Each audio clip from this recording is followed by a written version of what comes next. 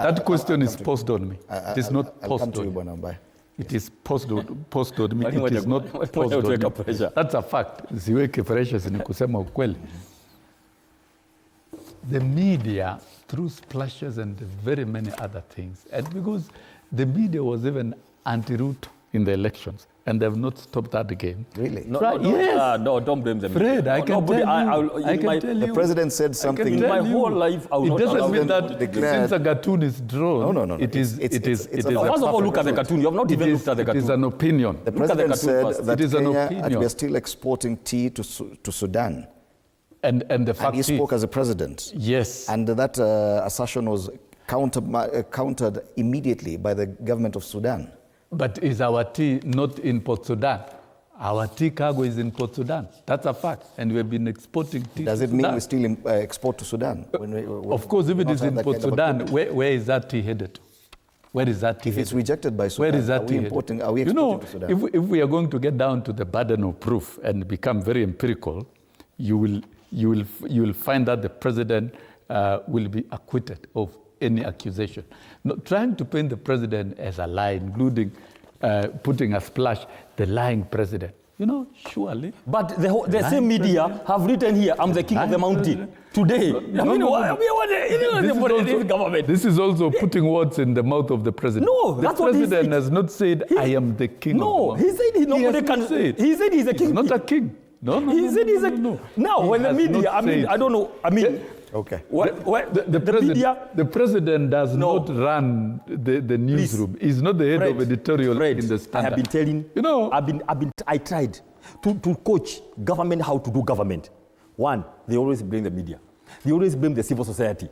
Instead of sorting issues which have been asked, they go around ranting. I said that in the beginning. Now, he's given an example with the nation, which has a very positive about their president. I'm the king of the mountain. But he's the lying president. Why can't you see this one? The president is not a king. The president is a democratic leader elected. He doesn't want even the... And he's accountable to the people of Kenya. And he's impeachable. Fred, for record. Okay, let's be civil. He said that 3 days later, the second deputy president has never reacted to what the president said at Sagana. I want to read the tweet he gave immediately after the interview. I'm now convinced, this is Honorable Rigathi Gachagua, I'm now convinced more than ever before that pathological lying is a mental disorder. The greatest extension threat to our beloved country is outright lying to the people of Kenya without blinking, and failure by a leader to put his team together to harmonize their lives. This was said, Mwalimu Hukuyona. Somebody said 5 billion. He asked for 5 billion, another one 6.5. In the end, it can move. It's now 10 billion. It's all lies.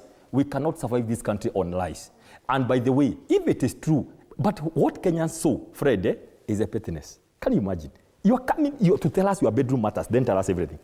Tell us everything. He never mentioned about Gen Z. All along he has been saying, Rigathi Gachagua wanted to lead a revolution to overturn his government. It is cherry picking. What can work for them? Let me tell you something. Come and give us details about the 10 billion. All this is lying. That's what Rigathi Gachagua said. It's not true, and we know who lies in this country. So please, Sossion, what I'm saying, let's not put these small issues. If you impeached someone, then let them go. On the ground, it's very simple. There's a difference between the crowds you see. I'm just telling you so that you can prepare yourselves. Between the crowds you see and the votes. Mount Kenya don't need money to vote. They vote you because they like you. And especially if they sense you are being betrayed. The problem we have in Mount Kenya is this one. Since 2013, remember the president has been leading the campaigns, more or less, even when they were with Uhuru Kenyatta. The person who has been targeted is Raila Odinga. From 2013, Muganga, Mutia Kitenagawiri, Mutia Nini, 2013 elections, right? 2017 the same, 2022 the same. Raila is now no longer in the picture. So they are wondering, who are they going to beat? Now they are beginning with Gachagua. The more you beat Gachagua, I can tell you, the ground, we are giving you like 10, 15% maximum. The rest of the mountain is gone because of politics or betrayal. And I can tell you, do what you are doing because we are taxpayers. Go and do all the developments you want to do, but let it be very clear. What are you launching? Don't tell us that we celebrate when you are launching classrooms. That's already CDF money. And let us encourage our MPs. You can go and be in dust for and launch classes. That is your work.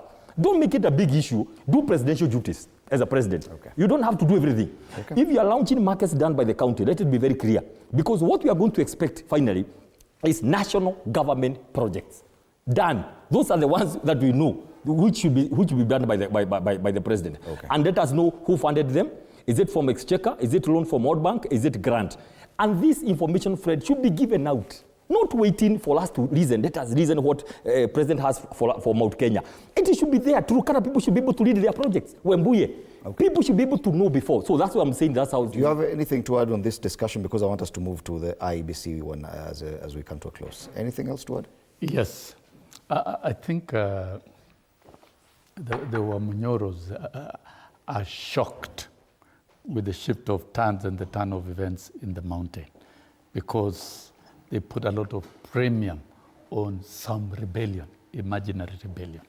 And I would like to say Kenyans, including Mount Kenya, are strongly appealing to Vision 2030 of driving politics based on issues. And the president has prosecuted issues very well everywhere he has gone in the country, not only in the mountain. And he's driving the agenda of his pillars very well, and they're being delivered effectively. It is not an event, it is a process where we've seen housing projects that are almost due to completion in various parts of Mount Kenya region and other parts of the country. And those are the initiatives of the president. I also wish to state that even if there are projects of CDF, those are projects of the government of the Republic of Kenya. And who is the head of the government of the Republic of Kenya? It is the president. And it is noble for the president to commission projects that have been completed for use by the public. Okay. That is part of accountability, and that is part of mobilizing people towards achieving developmental targets. So the transformative agenda of the president should not be confused with negative politics. The president is a politician, and of course is elected and is operating on a political platform to drive the transformative development agenda of the country. And that will go on, it will happen. And I urge Mbae and the team, can you now stop pulling the president to the level of an impeached person and trying to deal with the Mount Kenya politics? It is you who is doing that. And you are mentioning his name. By the way, you are mentioning his name every day. Rigathi even now you have mentioned Rigathi 20 times in this. Gachagua was replaced by a competent son of the mountain called Professor Kithure Kindiki. Okay. All right. Smell the coffee. Let's leave that conversation and see what is happening. Let's leave that conversation.